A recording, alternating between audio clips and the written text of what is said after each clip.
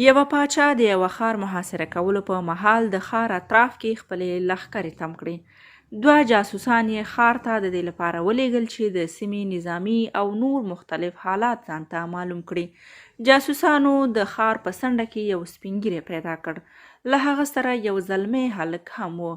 هغه ته یې وویل: ته غریب سړی یې، ستاسو د ښار معلومات که راکړې موږ به ډېر مال او دولت درکړو. لکه ستاسو د لښکرو شمیر څومره دی؟ ښار ته تللې مهمې لارې کومې دي؟ بوډا ورته وویل: زه دا کار کوم، خو په یوه شرط. هغه دا چې لومړی باید دا زلمی ووژنئ څو زما خبره رسوا نه کړي. جاسوسان خوشحاله شول. په هغه ځای یې د هغه هلک سر له تنې بیل کړ. د هلک په وژنه او بهاندو وینو د سپین ږیري حالت سخت خراب شو او له سترګو یې د اوښکو ویالې روانې شوې. جاسوسان سپین ږیري ته په تعجب کې شول، خو هغه ور لنډه کړه: تاسو دا ځلموټی وپېژنئ؟ هغوی وویل: موږ یې څه پېژنو، دا به ته ښه پېژنې.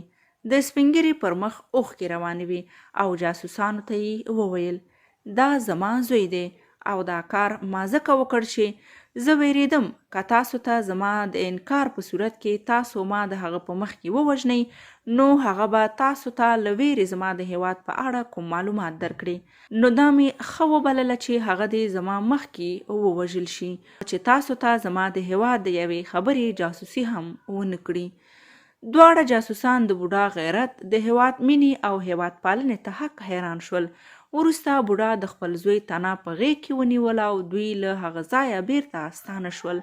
پاچا ته ورغلل او دا کیسه یې ورته وکړه.